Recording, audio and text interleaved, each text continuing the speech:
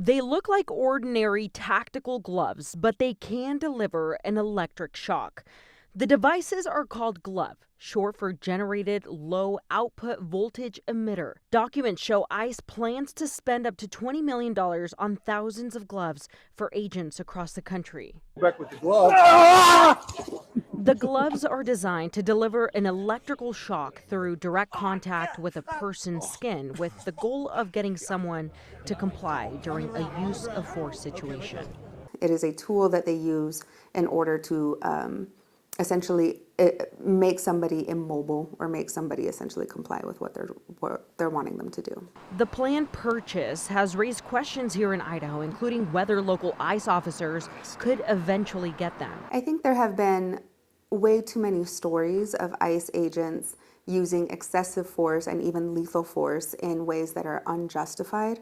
And so giving them an extra tool for any kind of force, lethal or non-lethal, seems wildly unnecessary.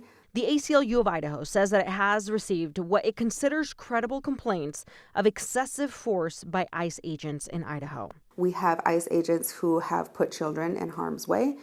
We have ICE agents who have broken windows for things that are absolutely unnecessary, and that has been going on for a few years now. I asked ICE directly whether it's Idaho's ICE officers will use these gloves. The agency did not give us a yes or a no. Instead, ICE said in a statement, it is consistently assessing the equipment its officers need, and that any technology it uses is reviewed for compliance with law enforcement policies and standards. I don't think anybody is going to feel any safer. It is only going to instill more fear. ICE also says that its officers received ongoing de-escalation and use of force training. I think any non-lethal force is better than lethal force. However, we do not trust that the ICE agents are trained to use either correctly. ICE says its officers are facing increased assaults, vehicle attacks, and death threats.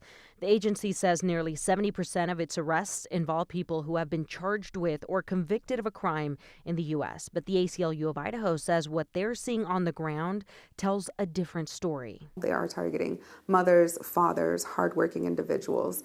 And I do think that the majority of Idaho does not want that.